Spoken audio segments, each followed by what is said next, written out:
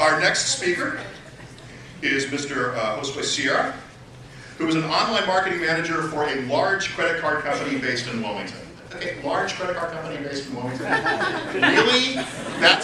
There's video cameras, there's people tweeting, and you just say large credit card company based in Wilmington like you're never going to be found. Anyway, one of his passions is for relief and missionary work in Central American countries.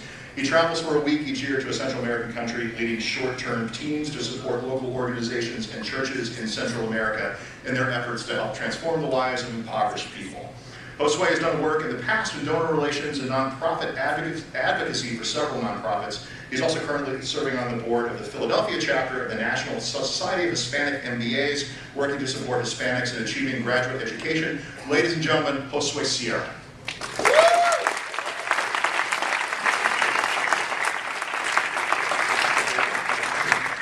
I just didn't want to go through the whole VP approval process if I put who I work for. That's my excuse. So I want to talk about the difference. I guess I should hit play here, right? Let's see. Start. So I want to talk about the difference between crisis charity and sustainable relief type charity. Crisis is when something happens, everybody responds. It's that short-term, emotional-driven generosity. America is very generous, and we've seen that time and time again. Sustainable relief is really when you take a long-term approach to relief work with a focus on the transformation in these three areas: the personal, the intellectual, the financial. Really, it's not just coming in and giving a handout, but as you've heard the saying, you can teach a man, you can feed a man, or you can teach a man how to fish. Here's a picture of a particular family that were helped to set up a fish farm. And so I kind of want to go and talk about a couple examples of how certain projects have been implemented to really transform the lives of the people that are involved in this. Let me introduce you to, I gotta keep up here, a single mom. Her name is Aleida. She's got 2 kids. She was a victim of Hurricane Mitch years ago. Who remembers Hurricane Mitch? Nobody remembers anymore. That's kind of how it is. She'd get up before dawn, make tortillas for her kids, and then lock them in, and then go out to work. Just not a sustainable lifestyle. A local church set up a daycare center, and her kids are taken care of there, so she really wasn't having a lot of time to take care of her kids.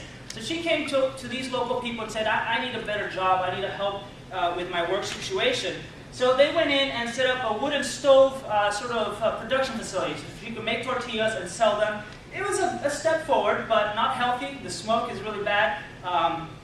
And so what the organization did is they partnered with an outside foundation who gave a one-time donation. Salvador Foundation, together with GCLA, it's a missionary organization that has local churches all over Central America, and they partnered. Salvador funded a tortilla machine. So as a result of that partnership, now 10 women have jobs at this facility. 3 men work in maintenance supervision. There's basically 20 long-term sustainable jobs that have resulted out of this project. So 15 seconds goes a lot faster than we realized. So Aleida now works in this factory. She's got a 4-hour shift. Before, she was working really long hours. Her kids are right there in the same property in the daycare center. And she's got a 125% income increase. She went from making $10 a week to $23 a week, which is not a lot for us, but it's significant. The key thing here is transformational. As part of this process, she's had mentors. They go out into the homes of the families of the kids in the daycare, and they educate them. This is her pastor, so she's got spiritual guidance. It's helping her go from being who she was before, that got her into the place where she was, to this new person that now has a better outlook in life, being educated in different areas, being inspired, and so among other projects and I wanted to touch a little bit on this, is micro-lending. So this is the tortilla factory is an example of what they're doing. They're also replicating it at a smaller level with micro-lending. Obviously a big investment of a machine, $5,000 machine, it doesn't work for everyone. But in micro-lending, it works for small businesses like banana sales. This gentleman was given a microloan, has helped kickstart his business and really just empower him. It's not a handout, it's a hand up. He keeps his dignity. It really avoids the culture of dependency that crisis charity can create in third world countries. Another example, a lady set up a small clothing store.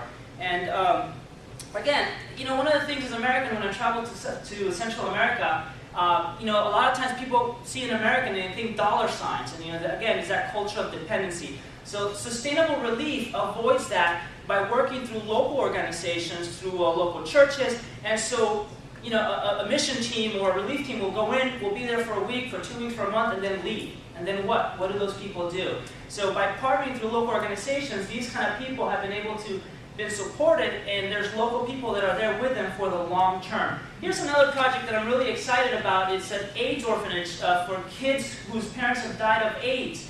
And so again, Salvador Foundation came in and funded the construction of some of the projects. The local county donated the land. We got mission teams that are going out there and helping with the manual labor, working and encouraging and supporting the local organizations in a lot of the work that needs to be done. The property is a farm, and so there are going to be production facilities and manufacturing that will provide apprenticeship type work for the kids, for the youth, as well as revenue that will make the project sustainable. It's expected to be self-funded within 5 to 10 years, depending on how the production works out. One of the first homes that's been set up, it's going to be about 8 homes set up like in a community. The children will live like in a family home, not in an orphanage. They'll have a father, adopted father and mother, or an aunt, a couple, 2 women, or that sort of thing. So they'll have a nuclear family environment. So these are just some examples. I think the key I wanted to finish with is it's not a handout, but a hand up. The giving is done through trusted local organizations who remain in place, and the focus of the effort is on the individual, on the transformation of the person, educating them, mentoring them, helping them transform who they are, which ultimately will give them hope in terms of the long term. Thank you.